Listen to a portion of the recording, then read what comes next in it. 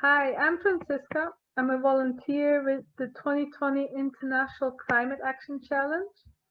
Today we are talking with Heather Macleod and Isabel from Youthpower, who are in Oakland, California, and we're talking about their challenge.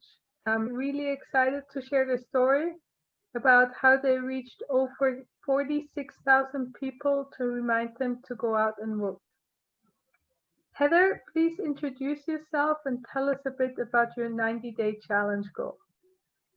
I just want to say, for starters, I had no idea what to do. I just knew that I wanted to do something for the environment. But then I was like, obviously, if Donald Trump is still in office, we're in trouble and we can't do as much. So the first thing has to be to change the United States government. So that was the piece of clarity I had. Other than that, I could set some random goals of 2,000 postcards and some phoning and some volunteers, but I didn't know what I would do or how, but I teach. So I thought I'd use the classes I taught. And then I was at my sister-in-law's house and started talking to her about it. And she said, "Oh, get your nephew's Boy Scout troop phoning. I'll get them." And it turned out that she ended up doing like half of the work. Oh, good. And Kristen was joining us, and she did some postcarding also with her sister Caitlin. Great. Welcome. Kristen and Caitlin were in a class of younger kids that I had that we didn't do quite as many things with, but Kristen and Caitlin ended up postcarding. Nice. So you wanted to start an initiative because you wanted to do something for the environment. How did you get to know about the challenge and what made you want to participate in the challenge? When the Pope's encyclical about the planet came out, we started an interfaith group. And a friend of mine from that group sent me an email saying, "Here's this thing." And I thought, why not? It's some support and it's something I care about. And why not just do something instead of thinking about it? Nice. Very cool. And what was your experience during the 90 days? Did you have any ups and downs? What kind of things were you able to accomplish? Getting the Boy Scouts involved and getting my sister-in-law to do most of the work on that, as well as pay for like at least half of the postcard stamps, which get expensive, was lovely. Um, I teach writing classes ordinarily, and Kristen is one of my writing students. Kristen, would you say a little bit about what worked and didn't work in our class? Because we learned a few things, didn't we, about voter suppression, but we didn't get to do a lot for the election, huh? We did talk about the two different parties, and Democratic and Republican, and then we also talked about the history of voting and before during the 1900s and 1800s, where only certain genders and races were allowed to vote. And then we also talked about some props like Prop 15. What grade are you in? I am in 6th grade. Okay, and so you were one of the oldest in that group. You were the oldest. So in terms of the postcarding, how did that go, writing the postcards? I think actually the postcards, they were fairly simple to make. There was just a small script and it was just stamping them. I think it was because I know my younger sister, Caitlin, she's currently on a Zoom right now. You saw her earlier. She actually helped out with a couple of them too, because it was very easy to make. It wasn't as complicated as it might have sounded. Cool. Yeah. Thank you. Isabel, you had some interesting stories as well, how it went for you. I was in Heather's class for older kids, and I think I was also one of the oldest kids on her democracy class. We did talk a lot about Prop 15, which I was really bummed that didn't get passed. But we did write a lot of postcards to Georgia, and we did a lot of text banking. I did text banking for Georgia and Florida and for Texas. So we did a lot of sort of small things that contributed to a bigger goal. And I think that was one of my favorite parts, was seeing Georgia flip blue after we wrote these postcards. I felt really proud about how my small part helped contribute to flipping an entire state. So that was awesome. I did have a broken leg when we were Passing out flyers for a local candidate for city council, and I did recruit some of my family to help me with that. And it was really cool to be able to have a sense of community and just within my family. And then I was able to recruit them for text banking as well. So that was really awesome. Yeah. Kristen has classes right now. She just showed up, and thank you so much. She's got to go now. Thank you for having me. Bye. Yeah, thanks for Okay, coming. So Heather, do you know how many team members you had at the start and how many you have now? Well, see, I know your team is very it's dispersed. very so- fluid. Okay, so there's the kid who came to some of the groups, but really he wanted to play games. And so when we needed a games break, he was in charge of the games, but he didn't do any of the political work really. And my sister-in-law, if I asked her to be on a team, she'd say, oh no, I don't have time to be on a team. But she did at least half of the work of the postcards. I counted 8 people. In the beginning, it was just me. I counted the people who did more than one thing. Oh, and one of my students, she's the senior class president. I'm working with her professionally on her high school essays. And she was talking about how hard it was for her class to raise funds because they can't do bake sales and COVID. And I said, oh, if you could get your people phoning, I know grownups who really don't want to phone, and they'd pay your student class, they'd pay your school, they'd give them a donation if you phoned. And so Christy got 7 or 8 people in her school. So I counted her as being on the team. But again, we didn't have meetings. Yeah. So your team worked even without meetings. It's a kind of a chaotic team, but that's how my life is. Yeah. It seems like it was like you, and then you had like your inner circle, and then your inner circle had connections to the outside.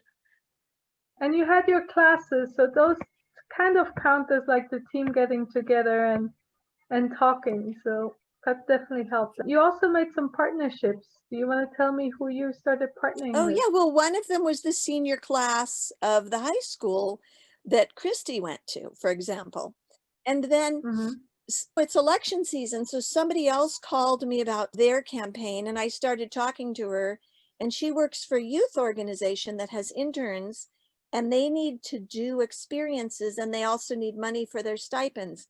So I hooked them in. And then in order to do postcarding, you can't just do it on your own. You have to find the organizations doing it. Then the woman who was connecting us with postcards works with League of Women Voters. And we thought, let's do a TikTok contest in Georgia to reach youth about registering to vote. And so the woman from League of Women Voters said, oh, we have these interns who know how to do Instagram graphics. And so they consulted with us and helped us. Isabel, this book that I used called the 90-Day Climate Challenge book, and it had a workbook. And one of the exercises was to go through the internet and look for organizations doing similar things to what you're doing, which was really useful and amazing and exciting because so many people are. We didn't even begin to tap the possibilities. Yeah, so do you think that was the most helpful part of the challenge, the book and looking for partners? The book I liked. There were weekly check-ins on Thursday mornings, and I didn't make it to most of them, but I liked that. I loved that you guys encouraged me. I never would have sat down and counted it all up at the end. I never would have taken pictures because I just do things. And Joan said this really deep thing about you should spend twice as much time talking about what you're doing as doing it. And I thought, no, actions speak louder than words, and don't bang your own drum. But you know what? She's right, because every time I talked about it, it got someone else involved. And in fact, a friend of mine said, oh yeah, I heard what you were doing. And so I got 500 people in my neighborhood doing postcards. I don't count it as part of my team, but yeah. So you said you counted everything up at the end. Do you remember your numbers you got? What kind of impact you had? It was way more than double what I expected. I remember there were 4,400 postcards, and we were aiming for 200 originally. So my team, we did a text training together, and then people were texting on their own. And then the next meeting, after the election, they said, oh yeah, we've flipped over to texting for the Georgia elections now. But, and like, I had no idea. Yeah, and you guys got 40,000 texts out. I think my experience with texting is that it feels a lot safer because you don't have to be actually talking to people, which is really terrifying. And I live in the Bay Area. It's super sheltered, super liberal. Texting felt like a very safe way for me to do what I thought was necessary. And it was really helpful because I think I did get a few people to like go to their polling places and register to vote and stuff like that. And I also got my extended family to help with the text banks. So it was really cool to just be able to do something that like is kind of low key. It's not super formal. You can just log in online and send a bunch of texts, but you can do it and you can make a difference, which is awesome. And do the people text you back? Yes. Yes. Yes, people texted us back and we had like automated responses.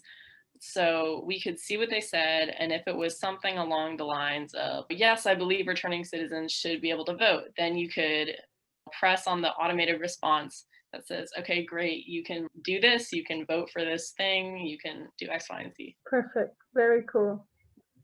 Yeah. My next question, you already mentioned a bit, but what are your next steps? Basically, now that we've got the president elected, we're working on the Senate in Georgia. And so Isabel's already done some postcards. And we got in touch with a few people in Georgia using that method I learned in the book of look online for organizations. And so we have a young woman in Georgia who's putting out the word about a TikTok contest to register young people. And we're doing a silent auction fundraiser. And how can people support you or join you? That's such a good question. I guess they should just email me at macleodphd@gmail.com. My last question is, what is your advice for others who want to make an impact? My advice would be to find like-minded people because that's really powerful. My experience with sort of the injustices in the world is that I tend to carry the weight of the world on my shoulders, and it leads to a lot of anxiety and it leads to a lot of beating yourself up over the little things. If you find a group of people who have the same interests as you and who can support you and make you feel good about what you're doing, and if you can make a big impact, then it creates a sense of community, and it's very empowering to the individual to realize that we can all make a difference if we just stick together. And mine would be just to not wait until you're perfect, to talk to some people about your ideas, not expect them to come out how you think they will. And if you do a halfway job, halfway is better than nothing, and it might actually become even better than you thought it would. Yes, for sure. I have a friend who said, if you're hungry, you don't wait until you have the ingredients for a 5-star meal. You just look at what you've got in the kitchen and start cooking. Beautiful. Yeah. I have a friend who says, just go ahead and lead imperfectly, because sometimes the best leader is one that everyone looks at them and says, I could do a better job than that. And then they go out and do it. And so that's one of my models of leadership, is that people will look at me and say, if Heather can do this, I can do it. Yeah, that sounds awesome. Thank you so much, Isabel and Heather, for sharing your story with us. For anyone who wants to find out about how to do a challenge themselves or in their community, please visit climateactionchallenge.net, and you can also make a difference. Thank you for having me on here and for No interviewing. worries.